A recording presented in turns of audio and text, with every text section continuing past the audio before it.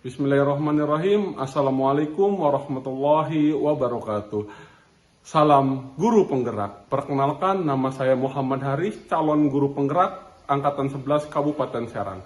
Dan di video kali ini, saya akan menunjukkan video aksi nyata saya dalam memberikan diseminasi tentang budaya positif di lingkungan sekolah saya, yaitu UPTS dan Bakung Turus, Kecamatan Cikande. Selamat menyaksikan. Assalamualaikum warahmatullahi wabarakatuh. Alhamdulillahirabbil alamin wa bihi nasta'in wa ala umuri dunya waddin. Wassalatu wassalamu asrofil anbiya'i wa mursalin wa ala alihi wa sahbihi ajma'in, amma ba'du. Yang saya hormati Ibu Kepala UPTS SDN Bakung Turus, Ibu Elis Warningsih, SPD, yang alhamdulillah pada pagi ini bisa bersama kita semuanya. Yang saya hormati Bapak Ibu beserta staf SDN Bakung Turus yang alhamdulillah bisa bergabung di sini.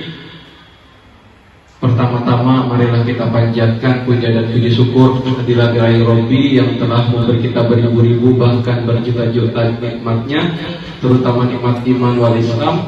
Sholawat berkah salam marilah kita curahkan kepada baginda Nabi besar kita, Nabi Muhammad Sallallahu Alaihi Wasallam. Baiklah, terima kasih Bapak Ibu. Izinkan kami, saya dan Ibu Siti Maryam akan memaparkan aksi nyata diseminasi budaya positif di UPT SDN Bakung Turus. Tapi sebelum kami memaparkan aksi nyata kami, kita simak bersama-sama arahan bimbingan sekaligus pembukaan acara hari ini kepada Ibu Kepala Sekolah UPT SDN Bakung Turus, Ibu Elis Warningsih, SPD, dengan segala hormat dipersilahkan sekaligus membuka acara ini. Terima kasih Pak Elis.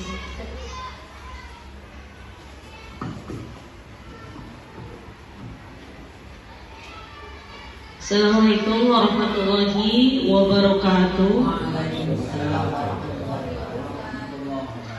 Alhamdulillahirabbil alamin, rabbil alamin, nafi'a amma ba'd. Kepada guru CGP beserta guru SDN UPT Bakung Turus yang saya hormati, puji syukur kehadirat Allah Subhanahu wa taala karena pada hari ini kita masih diberi kesehatan sehingga kita bisa melaksanakan program aksi nyata dari guru CGP yang sudah ditetapkan. Dari salawat beriring salam selalu tercurah kepada baginda besar kita Nabi Muhammad SAW. Semoga kita semua mendapat syafaatnya di yaumil akhir. Amin amin ya rabbal alamin. Pada kesempatan ini Bapak Ibu guru semua, kita sebetulnya sudah melaksanakan budaya positif. Hanya saja kita sesuai dengan anjuran pemerintah, budaya positif ini kita ganti dengan tadi tata tertib ya Pak, sekarang menjadi keyakinan. Jadi nanti di kelas ataupun di berbagai kantor ataupun berbagai ruangan tidak ada tata tertib namanya, tapi diganti dengan keyakinan kelas atau keyakinan sekolah, baik itu aturan secara umum maupun khusus di berbagai ruangan. Baik Bapak Ibu, alhamdulillah pada kesempatan ini di sekolah kita di UPT Bakung Turus sudah ada 2 guru CGP, dan alhamdulillah di sekolah ini sudah mulai ada perubahan-perubahan yang nampak berkat adanya guru CGP, sehingga sekolah kita mudah-mudahan akan menjadi sekolah yang berkarakter. Dan kemarin kita juga sudah melaksanakan tentang TPPK ya, tentang bullying dan anti kekerasan, mudah-mudahan tidak akan terjadi di sekolah kita. Untuk itu Bapak Ibu yang bukan guru penggerak, Yang kelima, posisi kontrol atau restitusi yang nanti akan kami paparkan kemudian segitiga restitusi, sama juga dari konsep-konsep ini nanti kita paparkan dan tuntas habis dari poin 1 sampai poin 6. Next, selanjutnya. Nah, di sini Bapak Ibu yang pertama kita melihat disiplin positif. Nah, disiplin positif di sini, apa sih disiplin positif itu? Disiplin positif merupakan suatu cara penerapan disiplin yang mengajarkan anak bertanggung jawab dan menumbuhkan kesadaran diri berdasarkan nilai-nilai kebajikan. Bisa diterapkan ke anak didik kita disiplin positif ini ya Bapak Ibu. Salah satunya bertanggung jawab di kelasnya. Kalau mempunyai tugas juga bertanggung jawab. Untuk selanjutnya, disiplin positif lebih ke arah disiplin diri. Diri siapa? Diri peserta didik kita di dalam kelas yang dapat mengontrol diri dalam melakukan segala tindakan baik di sekolah, tindakan baik saat jam istirahat, maupun tindakan di luar sekolah. Berarti kalau di luar sekolah itu tanggung jawab dari orang tua. Kalau tindakan diri di sekolah itu kita. Untuk itu Bapak Ibu yang bukan guru penggerak, kita ikuti apa yang dihasilkan oleh guru penggerak yang sudah didapat, dan guru CGP juga harus banyak berbagi dan mengajak kepada guru-guru lain yang tidak mengikuti guru penggerak. Sungguh banyak manfaatnya dari guru penggerak ini. Program-programnya baik banget gitu ya. Programnya bagus-bagus. Mudah-mudahan Pak Haris dan Bu Mariam dapat mengimplementasikan di sekolah ini dan mengajak guru-guru kita. Terus kita ajak dengan komunitas-komunitas belajar di gugus juga. Mudah-mudahan CGP dari Pakung Turus ini menjadi pencerah atau penggerak dari guru-guru, khususnya di sini umumnya di gugus 5. Untuk itu, untuk kesempatan aksi nyata tanggal berapa ini? Hari Rabu tanggal 21 Agustus. Kita buka sama-sama diseminasi budaya positif di SDN Pakung Turus. Kita baca sama-sama membaca basmalah. Bismillahirrahmanirrahim. Mungkin itu saja dari saya. Wabillahi hidayah. Assalamualaikum warahmatullahi wabarakatuh. Baiklah, terima kasih kepada Ibu Elis Warfungsi selaku Kepala UPT SD Pakung Turus yang telah membuka acara ini. Semoga acara kita berjalan lancar. Baiklah, langsung saja mohon izin Bapak, Ibu, dan Kepala UPT SD Pakung Turus mohon izin untuk memaparkan aksi nyata diseminasi budaya positif di UPT SDN Pakung Turus. Selanjutnya, salam guru penggerak. Saya Muhammad Haris SPD dan Siti Mariam SPD rekan saya, calon guru penggerak angkatan 11 Kabupaten Serang, Provinsi Banten.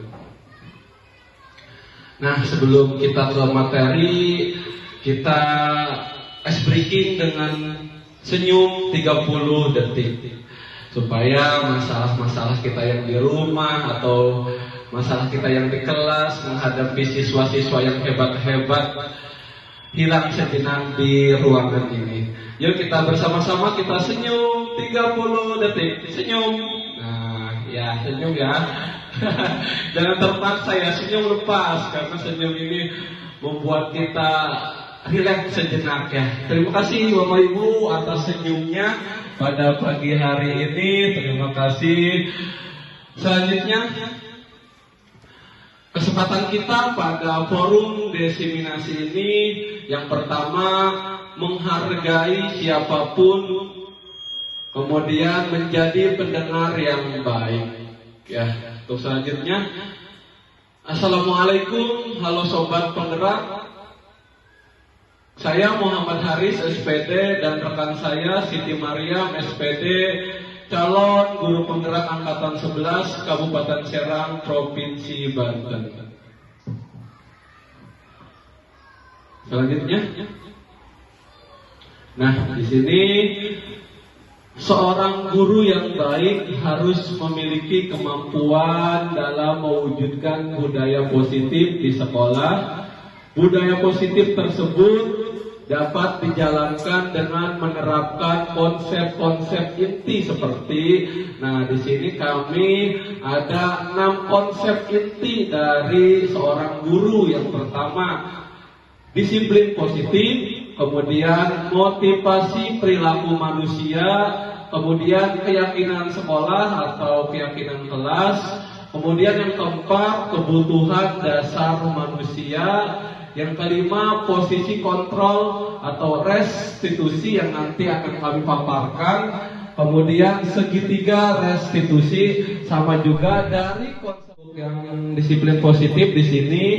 Disiplin diri dapat membuat murid memahami dan menyadari berdasarkan motivasi internal, bukan akibat paksaan dari diri sendiri, dari dalam siswa itu sendiri. Kemudian di situ juga ada ujian ataupun hukuman.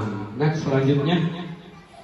Nah, di sini kita mengenal dengan 6 karakter dalam profil pelajar Pancasila. Ini sudah tidak asing terdengar di kita semuanya ya Bapak Ibu. Profil pelajar Pancasila ini selalu digaungkan oleh pemerintah. Kemudian kita sudah merdeka semuanya, kurikulum dari kelas 1 sampai kelas 6. Profil pelajar Pancasila ini ada 6 karakter yang harus tumbuh pada diri peserta didik kita. Yang pertama, beriman bertakwa kepada Tuhan yang Maha Esa dan berakhlak mulia. Kemudian mandiri. Kemudian yang ketiga, berkebinekaan global. Kemudian bergotong royong, kreatif, dan bernalar kritis. Sudah pasti Bapak Ibu semuanya sudah bisa semuanya di dalam profil pelajar Pancasila. Selanjutnya. Nah, yang kedua kita belajar motivasi perilaku manusia. Next. Selanjutnya. Nah, di sini motivasi perilaku manusia ada 3 komponen yang akan saya terangkan. Yang pertama, untuk menghindari ketidaknyamanan atau hukuman. Biasanya, nah peserta didik kita ya langsung diktat hukuman. Bagaimana sih hukuman yang baik itu diterapkan di peserta didik? Kemudian untuk mendapatkan imbalan atau penghargaan dari orang lain. Kemudian untuk selanjutnya, untuk menjadi orang yang mereka inginkan dan menghargai diri sendiri dengan nilai-nilai yang mereka percayai. Nah, kita pelajari yang pertama, untuk menghindari ketidaknyamanan atau hukuman. Nah, di sini kita jangan langsung menghukum. Kalau peserta didik melakukan kesalahan, kita langsung menjat dengan hukuman. Berikan hukuman mendidik. Kemudian untuk mendapatkan imbalan, biasanya peserta didik ya di sini mendapatkan imbalan atau penghargaan dari orang lain, ingin dipuji kepada orang lain. Kemudian yang ketiga, untuk menjadi orang yang mereka inginkan dan menghargai diri sendiri dengan nilai-nilai yang mereka percaya. Next, selanjutnya, keyakinan sekolah atau keyakinan kelas. Nah, di sini keyakinan kelas bisa diterapkan di awal pembelajaran. Selanjutnya. Nah, keyakinan sekolah ini atau keyakinan kelas, biasanya di sini ada contoh keyakinan kelas. Silahkan Bapak Ibu terapkan di kelasnya masing-masing. Bukan aturan ya, sekarang berubah kata keyakinan. Sebenarnya aturan sama, tapi berubah kata saja sekarang keyakinan kelas. Nah, di sini keyakinan kelas, guru berperan dalam mewujudkan terbentuknya keyakinan sekolah atau kelas dengan adanya kesepakatan antara guru dan murid. Nah, di sini Bapak Ibu bisa terapkan di awal pembelajaran tahun ajaran baru. Di situ silakan Bapak Ibu berperan aktif dalam menciptakan atau mewujudkan keyakinan kelas. Silakan boleh Ibu Bapak bertanya ke peserta didik kelas kelasnya masing-masing, bagaimana keyakinan kelas atau aturan kelas kita. Boleh Bapak Ibu bisa menempelkan kertas ya, kertas yang lengket di situ, kertas berwarna. Nah, kertas itu silakan bisa dibagi kepada peserta didik kita. Nah, peserta didik kita yang menuliskan, terserah Kak Tia. Misalkan disiplin, kemudian membuang sampah pada tempatnya, kemudian tidak akan terlambat masuk kelas. Itu dari siswa semuanya yang mencatat. Nanti siswa itu bergantian menempelkan di kertas. Nanti Bapak Ibu siapkan di depan kertas folio atau kertas karton yang besar. Silakan nanti yang sudah menyelesaikan menulis keyakinan kelas bisa ditempel bergiliran ke depan. Nah, kemudian setelah ditempel semuanya, dicek satu-satu sama Bapak Ibu. Takutnya ada yang sama jawabannya, bisa diambil satu saja jawabannya. Kalau misalnya jawabannya ada yang kurang pas kata-katanya, bisa juga dilepas. Cari kata-kata yang pas, tidak usah banyak-banyak keyakinan kelas, minimal ada 10 keyakinan kelas, tapi diterapkan di kelasnya itu, ya Bapak Ibu. Ya, itu keyakinan kelas. Next, selanjutnya. Nah, di sini keyakinan sekolah atau kelas berupa pernyataan-pernyataan universal yang baik-baik, pernyataan-pernyataan yang baik-baik, yang mudah diingat dan dipahami dan harus diterapkan di lingkungan sekolah atau di lingkungan kelasnya. Kata-katanya yang mudah anak-anak pahami, jangan kata-kata yang sulit anak-anak pahami. Mudah-mudahan dengan kata-kata yang mudah dipahami bisa diterapkan keyakinan kelas itu di kelasnya masing-masing. Untuk selanjutnya, nah di sini keyakinan kelas, di sini ada contoh peserta didik menempel di kertas karton yang sudah disiapkan. Di sini juga ada contoh-contoh keyakinan kelas belajar yang rajin, kemudian disiplin dan sebagainya. Next, selanjutnya. Nah, Ibu Bapak, kita sudah saya telah memaparkan beberapa konsepnya. Kita ice breaking dulu ya, supaya pikiran kita, kemudian kita juga tidak ngantuk ya di ruangan ini. Kita ice breaking dulu sebentar. Ya, yuk Bapak Ibu kita berdiri semuanya. Kita ice breaking dulu supaya rileks badan kita, kemudian pikiran kita juga rileks sejenak. Ice breaking. Itu mah es beneran.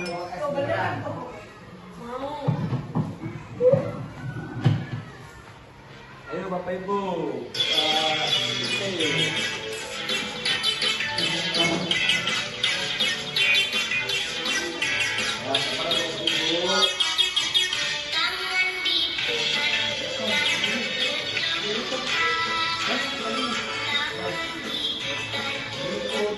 Putar.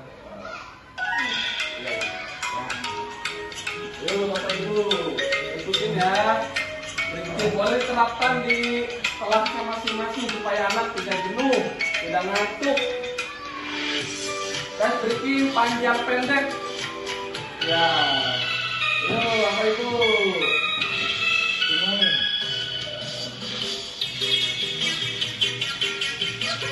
Yuk olahraga. Tarik komentar.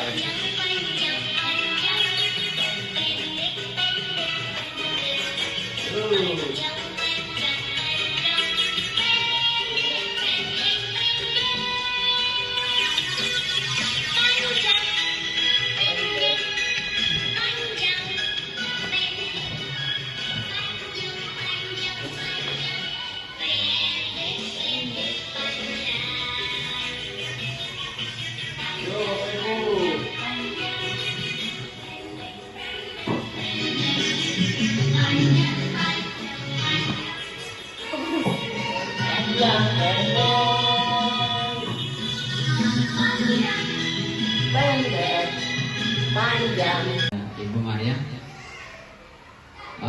dalam kasus ini ya, tentu di setiap sekolah ya atau tapi di kelas pastinya ada ya, pastinya ada hal-hal yang serupa kejadian seperti ini, dan diperkirakan atau dimungkinkan banyak hal yang menyebabkan kejadian itu bisa terjadi di siswa atau di anak ya. Mungkin karena kurang perhatian orang tua, atau mungkin juga karena memang di rumahnya dalam kondisi ekonominya lemah, sehingga orang tua tidak bisa memberikan bekal yang cukup atau yang sesuai dengan kebutuhan anak, atau mungkin karena orang tuanya sibuk ya, bekerja dan sebagainya, sehingga tidak artinya tidak punya waktu ya untuk menyiapkan bekal untuk anaknya dan sebagainya. Nah, sehingga hal-hal tersebut sering kali terjadi di kita ya, di anak-anak kita gitu ya. Atau mungkin karena memang anak itu kurang perhatian dari orang tua atau dari teman sekelasnya, sehingga dia butuh perhatian dari temannya ya. Atau mungkin dia karena memang usil ya, usil. Jadi dia pengen berkuasa di kelasnya, sehingga dia melakukan hal-hal yang seperti itu ya. Nah, mungkin itu saja sebagai pendapat dari saya. Assalamualaikum warahmatullahi wabarakatuh.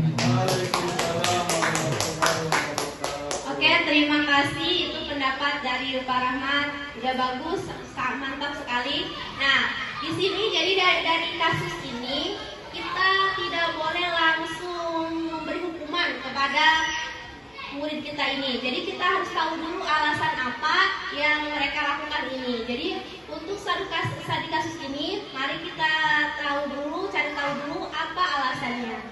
Nah, yang tadi sudah dipaparkan Pak Rahmat sudah ada semuanya, ada kebutuhan kasih sayang, kebutuhan yang lain. Nah, ini yang pertama yaitu alasan Tommy yang pertama. Jadi kenapa Tommy itu memaksa mengambil bekal temannya? Yaitu karena ia lapar dan orang tuanya tidak membawakannya bekal makan siang. Maka kebutuhan dasar yang sedang berusaha dipenuhi oleh Tommy adalah kebutuhan untuk bertahan hidup. Jadi dari kasus tadi, alasan yang pertama yaitu karena tidak membawa bekal. Jadi supaya bertahan hidup, maka Tommy mengambil paksa bekal temannya. Itu alasan yang pertama. Untuk alasan yang kedua yaitu karena dia merasa senang temannya ketika memperhatikan dia. Jadi temannya melaporkan tindakannya itu pada gurunya, dan gurunya memberitahu orang tuanya, sehingga orang tuanya jadi memperhatikan dia. Maka kebutuhan dasar yang sedang dipenuhi Tommy adalah kebutuhan akan kasih sayang dan rasa diterima. Jadi benar tadi kata Pak Rahmat, karena Tommy ini ingin diperhatikan, maka dia senang temannya itu diambil paksa itu bekalnya. Jadi mereka itu melaporkan ke gurunya, dan gurunya melaporkan ke orang tua, maka orang tuanya jadi perhatian kepada Tommy. Jadi yang dia butuhkan yaitu kasih sayang dan rasa diterima. Untuk alasan yang ketiga yaitu karena temannya jadi takut dengan dia dan menuruti keinginannya. Maka sebetulnya Tommy sedang berusaha memenuhi kebutuhan dasarnya akan kekuasaan.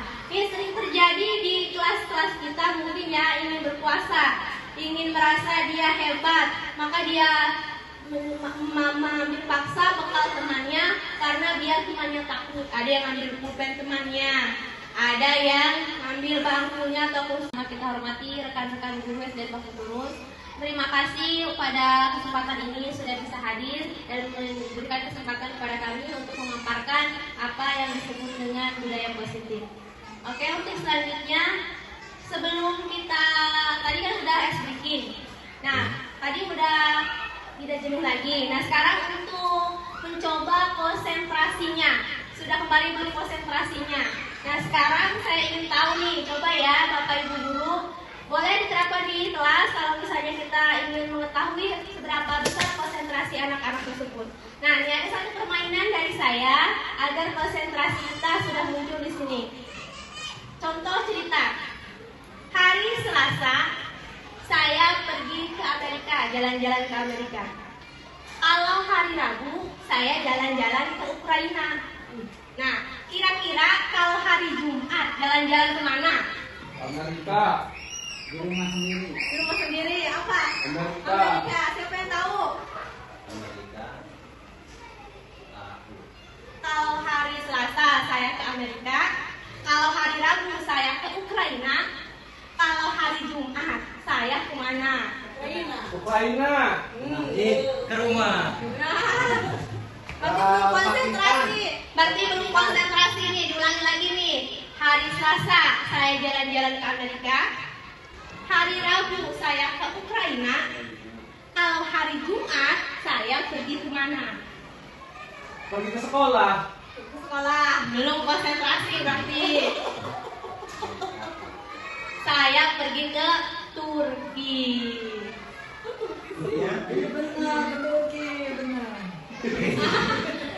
Selasa A Amerika, Rabu U Ukraina, Jumat Turki. Ya berarti Bapak Ibu guru sini belum konsentrasi. Coba satu kali lagi agar konsentrasinya tumbuh di sini untuk biar paham, biar fokus kepada pembahasan hari ini. Hari Senin saya ke New York. Hari Rabu saya ke Uruguay. Kalau hari Selasa saya kemana? Amerika. Selain Amerika Bu. Angkasa. Kemana? Angkasa. Ke angkasa. Oke, 100 buat Bapak Ibu.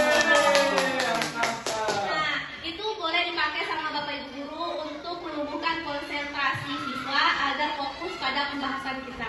Nah, selanjutnya Bapak Ibu guru mohon izin untuk melanjutkan pembahasan dari Pak Haris tadi. Tadi ada budaya positif 6 komponen yang tadi sudah dibahas sama Pak Haris 1 sampai 3. Nah, sekarang saya akan memaparkan yang keempat, yaitu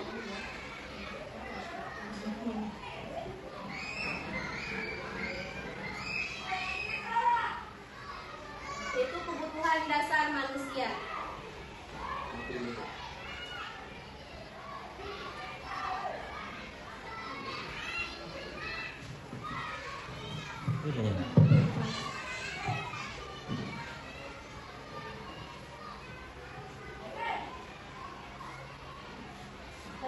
Nah, untuk selanjutnya yaitu komponen yang keempat, yaitu kebutuhan dasar manusia. Di sini kita sebagai pendidik, kita sebagai guru untuk mendidik siswa, maka kita harus tahu dulu apa itu kebutuhan dasar manusia. Jadi agar kita tahu apa yang dibutuhkan oleh siswa kita. Dari sini pernyataan, ketika seorang murid melakukan sesuatu perbuatan yang bertentangan dengan nilai-nilai kebajikan atau melanggar peraturan, hal itu sebenarnya dikarenakan mereka gagal memenuhi kebutuhan dasar mereka. Karena ibunya selalu membawakan bekal yang sama. Oleh karena itu, dia ingin mencoba makanan teman-temannya yang beraneka ragam.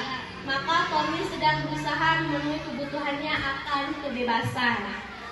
Tadi kan bekalnya mungkin ibunya kasih nasi goreng terus setiap hari, maka Tommy ingin mencoba bekal temannya yang baru atau beraneka ragam. Maka ini adalah untuk memenuhi kebutuhan kebebasan. Jadi Tommy pengen bebas, pengen tidak sarapan nasi goreng lagi, ingin sarapan roti mungkin, makanya dia mengambil paksa bekal temannya. Untuk alasan yang kelima yaitu karena ia melakukannya karena iseng saja dan ia menikmati ekspresi wajah teman-temannya yang kesal karena diambil makanannya dan menurut dia ekspresi teman-temannya itu lucu. Maka berarti Tommy sedang berusaha memenuhi kebutuhannya akan kesenangan. Mungkin alasan yang kelima ini juga sama sering karena dia ingin iseng sama temennya. Ada ya temennya yang diem aja langsung diambil bekalnya karena dia senang mengganggu temannya. Ada pulpennya di depan meja langsung diambil karena mereka senang, karena ingin membutuhi kesenangannya. Nah, dari kasus tadi mungkin Bapak Ibu dulu pernah mengalaminya, maka kita cari tahu dulu alasannya apa yang siswa itu butuhkan. Jadi kita bisa memberikan apa solusi yang terbaik. Untuk budaya positif yang selanjutnya yaitu posisi kontrol restitusi. Ini Bapak Bapak Ibu guru, mungkin Bapak Ibu guru sudah mengalami posisi di sini, salah satu posisi di sini. Mungkin Bapak Ibu guru sudah mengalami sebagai penghukum, sudah mengalami sebagai pembuat merasa bersalah, guru sebagai teman, guru sebagai pemantau, dan guru sebagai manajer. Nah, jadi ini adalah 5 posisi yang biasanya dilakukan oleh seorang guru. Jadi kita sebagai seorang guru ini ada nih, mana nih kategori kita termasuk guru yang mana nih? Apakah sebagai penghukum atau yang lain atau sebagainya? Nah, dari posisi kontrol ini, dari 5 posisi kontrol restitusi ini, guru boleh menempatkan yang terbaik. Yang saya inginkan, yang kita inginkan, guru itu sebagai manajer, kalau tidak sebagai pemantau. Inginnya untuk budaya positif ini, inginnya guru tidak sebagai penghukum. Walaupun sebagai penghukum, kita cari hukuman yang membuat mereka bukan jerah, tapi mereka membuat mereka belajar. Untuk itu menjadi, kalau kita menjadi teman, biasanya kan anak suka usil kalau menjadi teman ya. Jadi kita ingin usahakan kita sebagai guru menjadi manajer atau pemantau atau pembuat merasa bersalah. Tapi kalau misalnya kita membuat merasa bersalah, maka dari diri siswa itu merasa dia bersalah. Nah, untuk selanjutnya yaitu ini 5 posisi kontrol yang tadi sudah sebutkan. Kalau misalnya kita menjadi penghukum, maka hasil yang akan didapat yaitu membentak atau menyalahkan orang lain. Biasanya kalau kita langsung menghukum, maka dia mencari alasan, mencari bahwasanya yang salah itu temannya atau memberontak dia. Kalau misalnya kita membuat rasa bersalah, maka hasil yang didapat yaitu menyembunyikan atau menyangkal dan berbohong. Jadi kita inginnya tidak boleh anak-anak itu berbohong. Jadi kita inginnya tidak membuat rasa bersalah. Kalau misalnya kita sebagai teman, maka anak itu akan ketergantungan. Apa-apa ibu guru, ini ibu guru, karena merasa ibu guru sebagai teman. Boleh sewaktu-waktu kita menjadi teman, asalkan tidak setiap saat kita sebagai teman, kita sebagai guru. Untuk yang pemantau, kalau kita sebagai pemantau, maka yang akan dihasilkan yaitu menyesuaikan diri bila diawasi. Jadi kalau misalnya kita sebagai temannya yang salah itu temannya atau memberontak dia. Kalau misalnya kita membuat rasa bersalah, maka hasil yang didapat yaitu menyembunyikan atau menyangkal dan berbohong. Jadi kita inginnya tidak boleh anak-anak itu berbohong. Jadi kita inginnya tidak membuat rasa bersalah. Kalau misalnya kita sebagai teman, maka anak itu akan ketergantungan. Apa-apa ibu guru, ini ibu guru, karena merasa ibu guru sebagai teman. Boleh sewaktu-waktu kita menjadi teman, asalkan tidak setiap saat kita sebagai teman, kita sebagai guru. Untuk yang pemantau, kalau kita sebagai pemantau, maka yang akan dihasilkan yaitu menyesuaikan diri bila diawasi. Jadi kalau misalnya kita sebagai pemantau, mereka hanya kalau merasa benar kalau diawasi, kalau tidak diawasi mereka berbuat salah lagi. Nah, kalau kita sebagai manajer, maka yang akan kita hasilkan yaitu menguatkan pribadinya. Maka dia tuh dari jiwa dirinya, dia merasa ini adalah salah, ini dia adalah pribadi yang bukan benar. Jadi inginnya semua guru itu menjadi manajer. Boleh sebagai penghukum, tapi hukumannya tidak yang membuat jerah. Boleh sebagai teman, asal tidak setiap saat. Boleh sebagai pemantau, kalau misalnya itu diperlukan. Untuk selanjutnya posisi kontrol restitusi yang akan disampaikan, akan dilanjutkan oleh Pak Haris, nanti akan dikembalikan lagi kepada saya. Untuk Pak Haris dipersilahkan.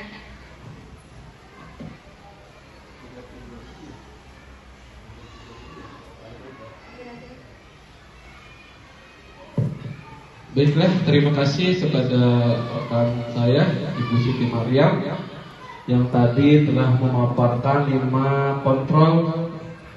Untuk selanjutnya posisi kontrol restitusi.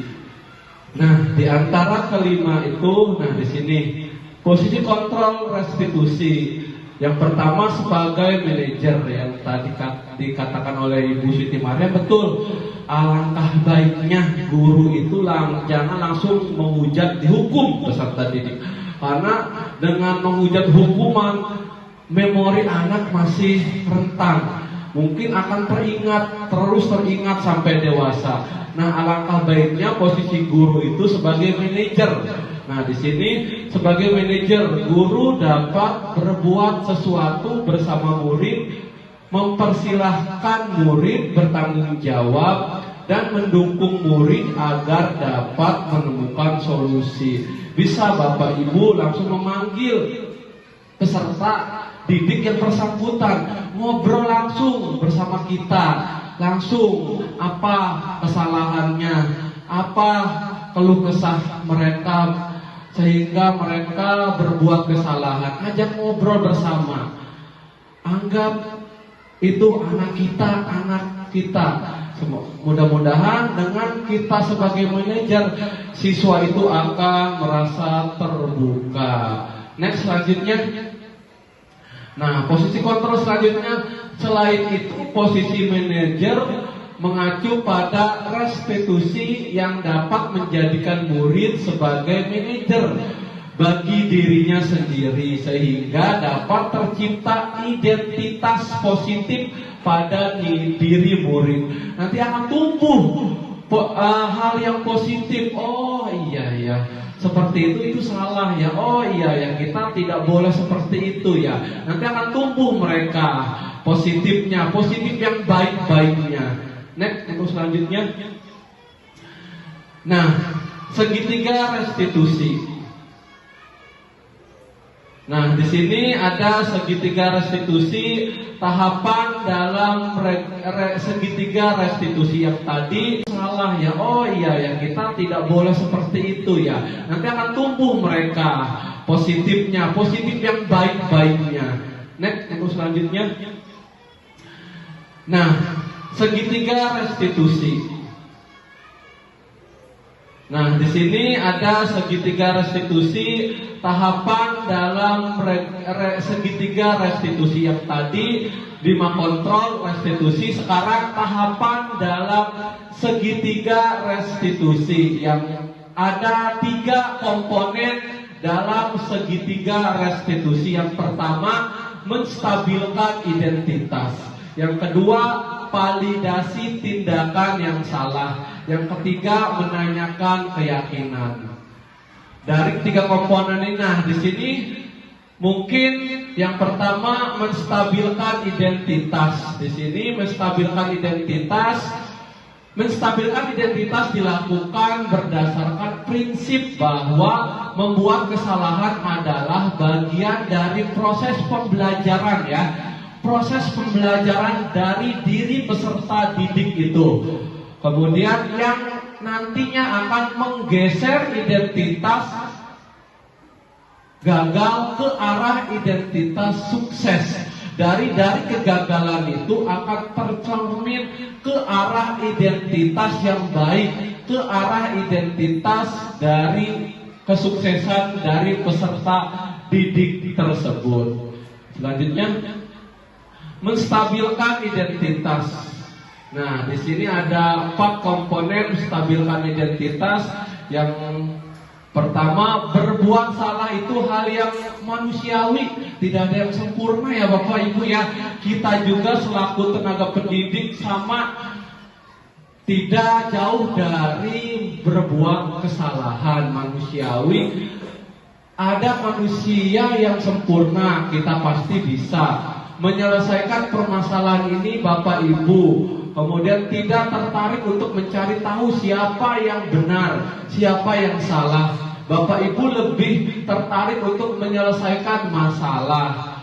Kemudian kamu menyalahkan dirimu sendiri terus menerus. Apakah kamu bersikap baik pada dirimu sendiri? Nah nanti ada jawabannya di keyakinannya. Next. Nah, di sini validasi tindakan yang salah. Di sini validasi tindakan yang salah dilakukan berdasarkan prinsip bahwa setiap perilaku berupaya memenuhi suatu kebutuhan tertentu, sehingga guru atau orang tua akan bergeser dari pemikiran stimulasi respon menjadi proaktif, serta akan lebih mengenali dan mengakui kebutuhan murid atau anaknya. Jadi kita bisa diterapkan, kita ngobrol baik-baik dengan peserta didik ya.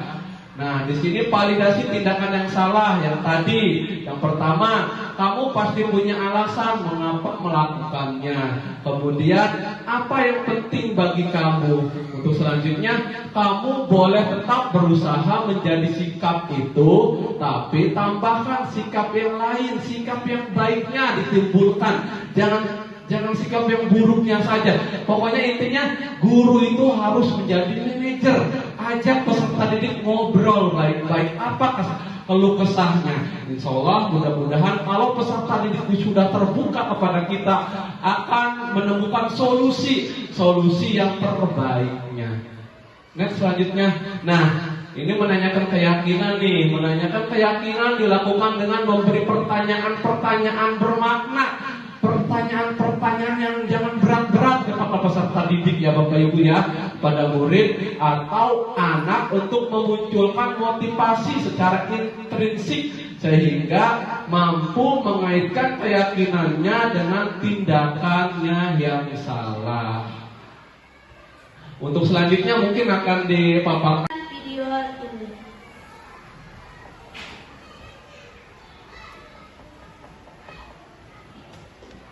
Silakan Bapak Ibu perhatikan, mungkin ada siswa yang berbuat seperti ini atau kita yang berbuat seperti ini.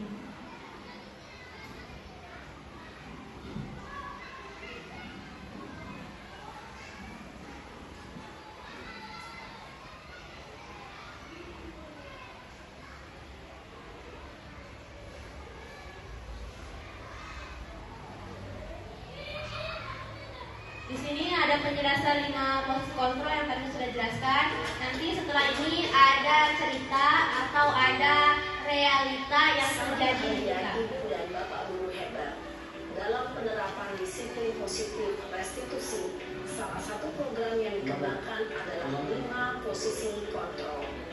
5 posisi kontrol dalam restitusi adalah proses perjalanan seorang pendidik agar dapat mengenali dirinya. Pada video kali ini, kita akan membahas tentang 5 posisi kontrol yang dikembangkan oleh Diane Gosser dan contoh penerapannya.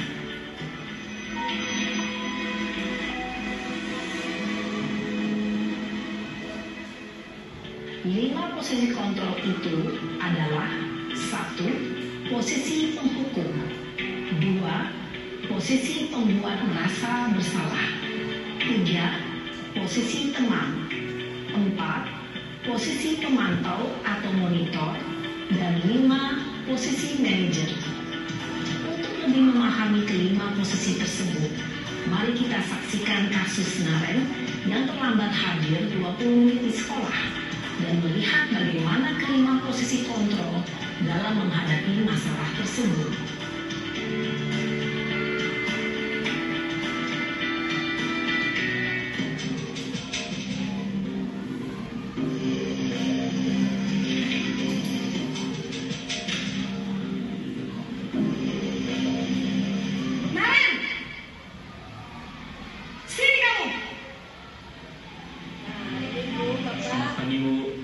Selalu terlambat.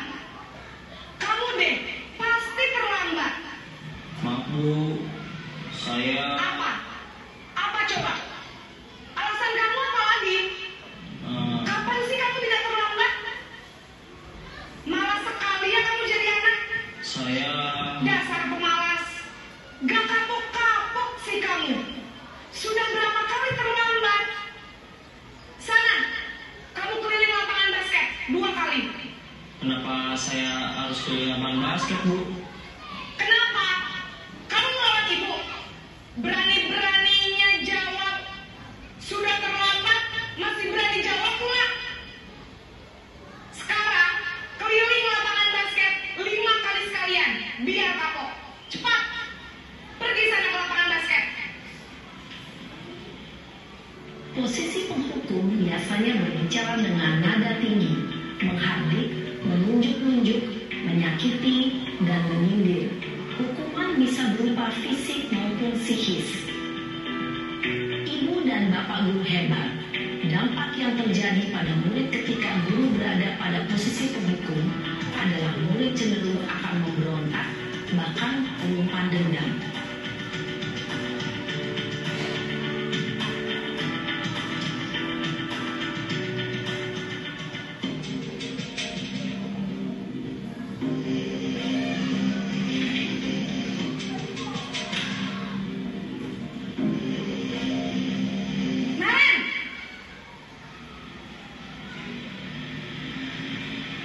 Selamat pagi, Bu. Naren, kamu kenapa terlambat lagi, nak? Ya Tuhan, Naren. Kamu senang ya bikin ibu susah ya? Kalau kamu terlambat lagi, nanti ibu yang ditegur. Apa lagi? Eh, Kapan sih kamu tidak terlambat? Malas sekali ya kamu jadi anak. saya Dasar pemalas. Gak kapok-kapok sih kamu. Sudah berapa kali terlambat? Sana, kamu keliling lapangan basket 2 kali. kenapa saya harus keliling lapangan basket, Bu? Kenapa? Kamu melawan ibu.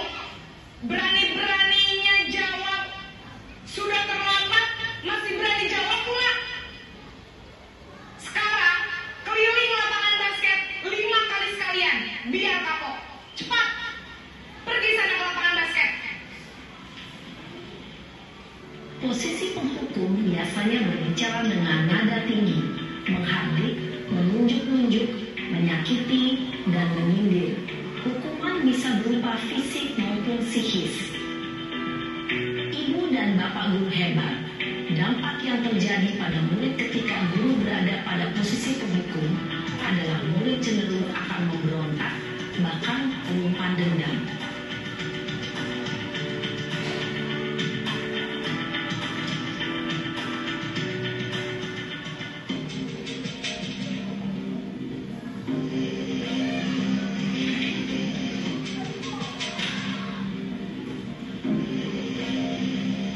Naren,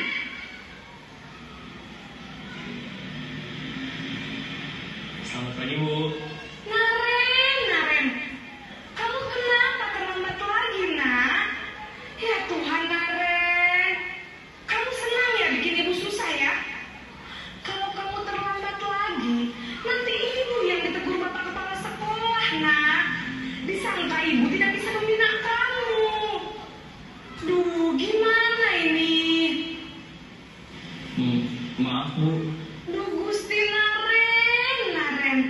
Kamu suka ya kalau ibu ditegur bapak kepala sekolah? Terus, sekarang ibu harus tulis apa ini di buku absen? Ini kamu sudah sering terlambat loh.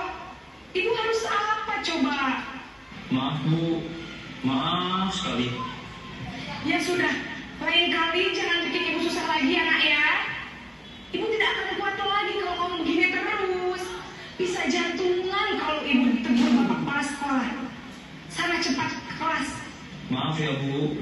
Maaf sekali. Posisi pembuat rasa bersalah berbicara dengan nada tenang, cenderung lembut. Namun kata-kata yang diutarakan membuat murid merasa menjadi orang yang gagal, memandang buruk dirinya sendiri, merasa tidak berharga, tidak sanggup membahagiakan orang lain.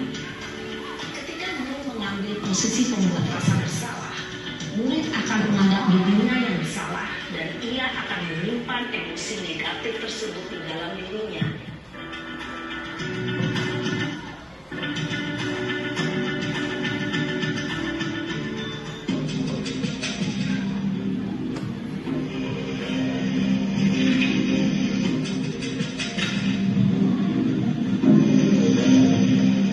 Naren!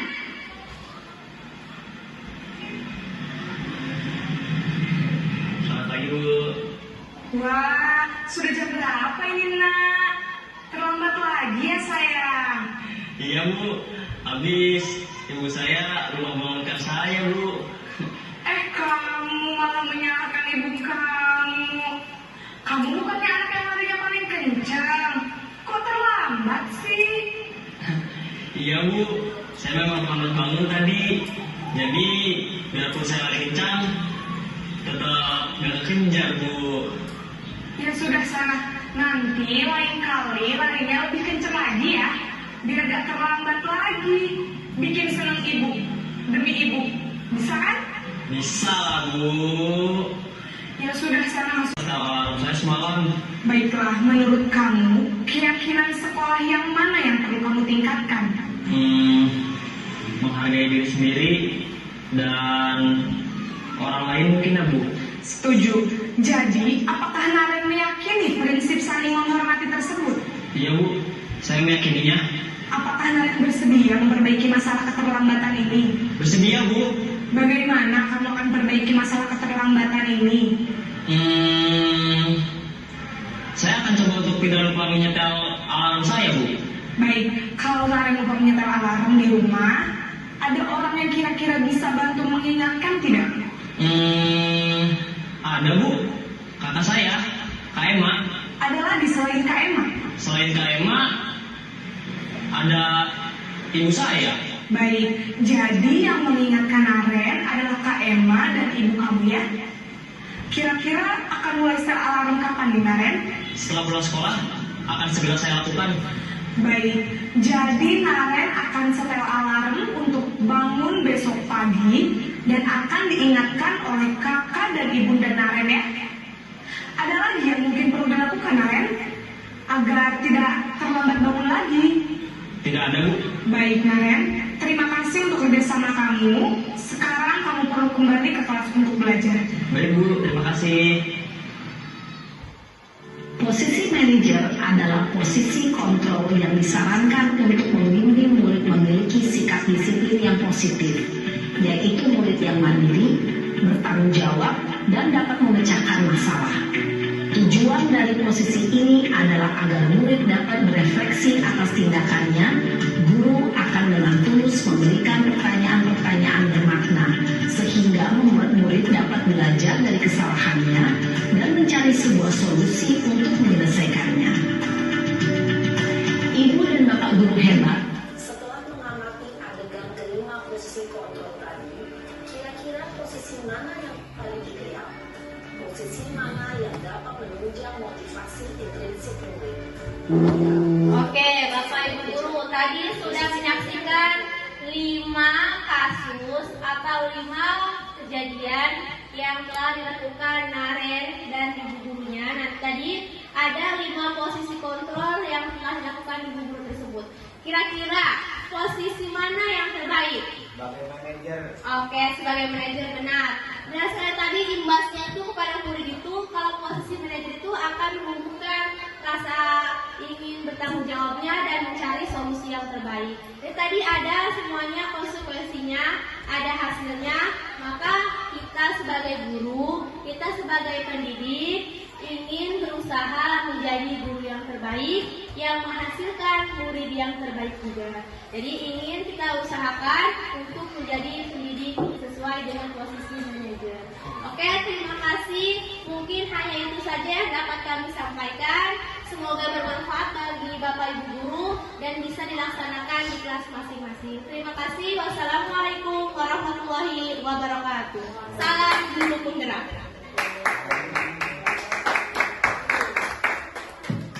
Baiklah Bapak Ibu, mungkin itu saja pemaparan kami dari calon guru penggerak Angkatan 11 Kabupaten Serang, Provinsi Banten. Mudah-mudahan setelah kita menerapkan atau setelah kita bersama-sama memaparkan tentang budaya positif di lingkungan UPTS dan Bangun Lurus, mudah-mudahan bersama-sama kita bisa menerapkan ya Bapak Ibu ya, menerapkan budaya positif ini di lingkungan UPT SDN Bangun Lurus. Itu saja mungkin dari kami. Mohon maaf kalau ada salah kata selama kami memaparkan, mungkin kurang jelas atau terlalu cepat. Mohon maaf dari kami berdua. Sekian dari kami, terima kasih. Demikian, semoga video ini dapat menginspirasi. Akhirnya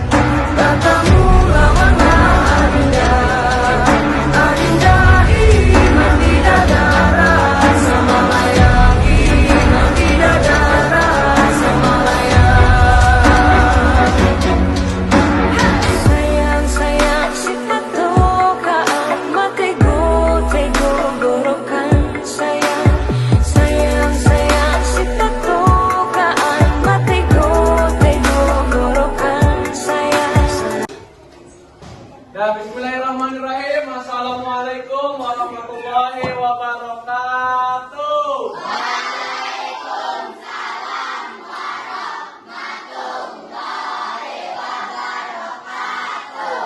Pagi anak-anak. Pagi.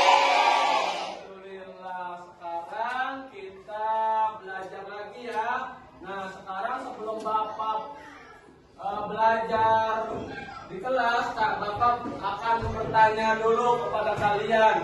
Sudah sarapan di rumah? Sudah.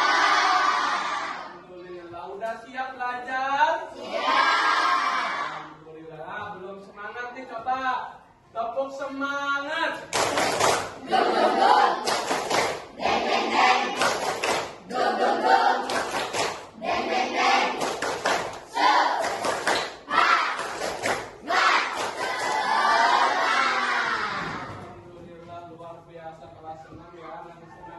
Coba supaya lebih semangat lagi, kita berikan sebelum pembelajaran tepuk guling ya, tepuk guling. Jangan suka menyakiti, jangan suka menghakimi, jangan suka maki-maki. Guling, no, sayangi teman, yes. Alhamdulillah, jadi kita nggak boleh di kelas ini ada kekerasan ataupun bullying. Ya, kalian udah tahu kan, kemarin Pak Polisi udah menerangkan bullying itu apa, kekerasan itu apa. Semua teman, ya semua teman. Coba kita pegang tangan teman kalian semuanya. Pegang teman-temannya, angkat di atas. Nah, angkat ke atas. Ya, angkat ke atas ya, bersama. Nah, katakan bersama-sama, ini teman saya yang terbaik. 1, 2, 3.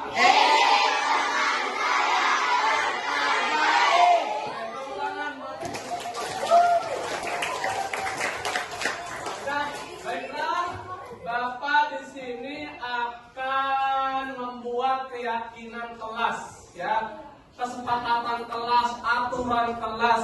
Tapi sekarang disebutnya keyakinan kelas. Yang mana? Keyakinan kelas itu apa sih? Nah, bersama-sama kita belajar keyakinan kelas. Nah, di depan kalian ada keyakinan kelas. Apa sih keyakinan kelas itu? Nah, di sini keyakinan kelas. Keyakinan kelas berupa pernyataan-pernyataan universal yang dibuat dalam bentuk kalimat positif. Kalimat apa katanya? Positif. Kalimat positif itu kalimat yang baik apa kalimat yang buruk? Baik. Itu kalimat yang baik, baik. Keyakinan kelas tidak dibuat dalam jumlah banyak sehingga mudah diingat dan dipahami. Jadi keyakinan kelas mau nggak usah banyak-banyak. Contoh, kita kesepakati 10 keyakinan kelas buat kelas 6. 10 itu, tapi yang kata-kata yang positif, kata-kata yang baik. Nggak usah keyakinan kelas seluruh semua. Kelas 6 ada 43 semua. Tulis keyakinan kelasnya 46, 43, nggak usah 10, tapi aturannya dijalani oleh kalian. Ya, lanjut. Keyakinan kelas merupakan sesuatu yang dapat diterapkan. Anak-anak Bapak, keyakinan kelas itu apa sih? Keyakinan kelas itu adalah pernyataan yang disepakati bersama guru dan murid. Jadi kesepakatannya dari Bapak, kemudian kesepakatan juga dari kalian kelas 6. Kita kesepakati bersama. Nah, itulah keyakinan kelas. Kemudian keyakinan kelas pun harus kata-kata yang positif. Apa kata-kata yang positif itu? Iya, kata-kata yang baik ya. Untuk menjadi pedoman dalam bersikap dan berperilaku di kelas. Pedoman kita, apa yang baik, apa yang buruk yang tidak boleh kita langgar. Ingat keyakinan kelas. Nah, coba Bapak pengen tahu, coba bisa apa tidak kelas 6. Contoh-contoh keyakinan kelas seperti apa hal-hal yang positif, Cung, yang bisa. Ya Pak. Menghargai guru. Coba kata-kata menghargai guru, kata-kata yang positif atau tidak? Iya, tangan buat Bapak. Menghargai guru. Siapa lagi Cung yang bisa? Coba Robi, yang terakhir. Menjaga kebersihan dan kerapian. Hal-hal kata-kata yang positif tidak? Ya, bagus. Coba yang bisa. Coba Dinda berdiri. Kerjasama dan kolaborasi. Kata-kata yang positif atau tidak? Yang positif, tepuk tangan buat Dinda. Coba orang lagi dong. Coba nih, berdiri nih. Menghargai proses belajar. Positif atau tidak? Positif, menghargai proses belajar. Satu lagi Cung yang bisa. Apa dan apa? Tepat waktu dan disiplin. Hal yang positif atau tidak? Tepuk tangan buat Abdan. Nah, sekarang Bapak akan bagi ya.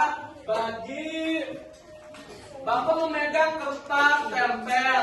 Silahkan kalian tulis keyakinan kalian, menurut kalian hal yang positif, yang baik-baik supaya menjadi keyakinan kelas 6. Ya Abdan, bantu Bapak nih untuk membagi untuk perempuan. Abdan perempuan silakan. Yang sudah langsung tempel ya. Silakan. Ya oper. Silakan tulis kata-kata yang baik ya. Silakan.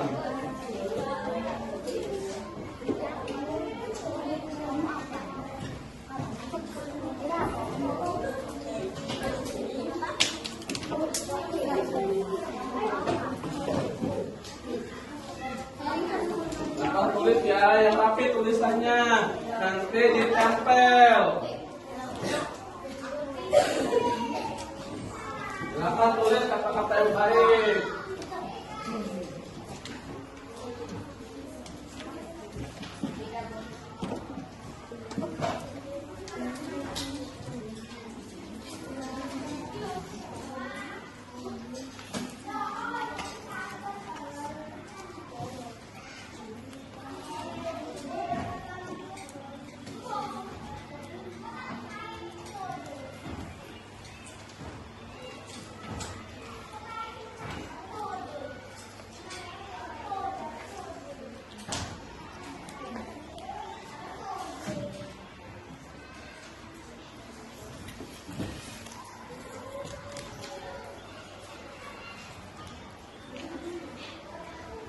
Udah semuanya? Udah. Duduk kembali yang rapi. Terima kasih. Tepuk tangan buat kita semuanya. Terima kasih ya. Tepuk tangan buat kita semuanya. Terima kasih Bapak ucapkan yang sudah menulis keyakinan kelas kita buat kelas 6 SDN Bahul. Nah, ayo kita cek bersama-sama ya. Kita ini ada 43. Jadi kita pilih kata-kata yang pas, kata-kata yang positif, supaya tidak terlalu banyak, sedikit, tapi kita jalankan keyakinan kelas kita bersama supaya lebih baik lagi ke depannya ya. Betul apa salah? Betul. Sama-sama Bapak akan lihat keyakinan kelasnya. Yang pertama, peduli dan empati. Mau diambil nggak peduli dan empati? Diambil ya. Kemudian tidak boleh membuang sampah sembarangan. Apakah ada yang pas? Belum. Kita cepet dulu ini ya. Oke, sepakat? Ya.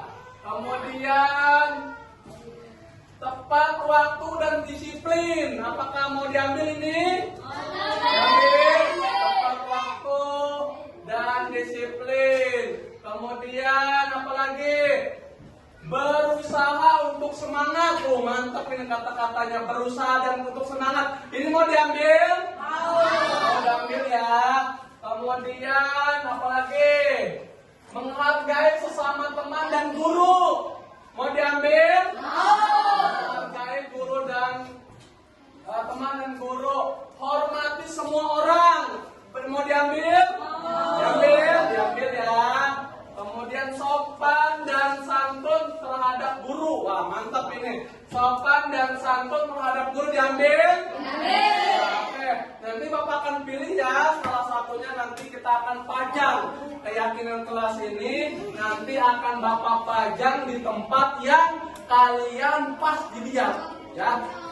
Akan Bapak pajang di tempat yang kalian sering kunjungi, yang sering kalian lewati. Jadi supaya untuk mengingatkan kita, oh ini keyakinan kelasnya, oh ini keyakinan kelasnya. Jadi kita akan sadar setelah kita membaca keyakinan kelas kita, kelas 6 SDN Bakung Turus. Baiklah anak-anak Bapak, mungkin untuk pembelajaran pada hari ini tentang keyakinan kelas, semoga yang telah kita sepakati bersama keyakinan kelas ini bisa diterapkan di kelas kita, umumnya di yang lain, khususnya di kelas 6 SDN Bakung Turus. Supaya apa sih Pak buat keyakinan kelas? Supaya menambah disiplin. Siap untuk disiplin? Kompak. Siap untuk disiplin? Siap untuk disiplin? Siap tidak ada kekerasan dan bullying? Stop bullying. Jangan suka menyakiti. Jangan suka menyakiti. Jangan suka caci maki. Bullying no. Terima kasih buat teman-teman dari Bapak. Kesimpulannya bahwa keyakinan kelas ini harus diterapkan di kelas 6 Bakung Turus. Salah satu contoh budaya positif di lingkungan kelas ataupun di lingkungan sekolah kita bersama-sama supaya meningkatkan disiplin kita bersama. Cukup sekian dari Bapak, kurang dan lebihnya mohon maaf. Assalamualaikum warahmatullahi wabarakatuh. Assalamualaikum warahmatullahi wabarakatuh. Saya Elis Warningsi sebagai Kepala UPT SDN Bakung Turus akan menginformasikan tentang kegiatan guru penggerak yaitu Bapak Haris dalam rangka diseminasi perubahan budaya positif.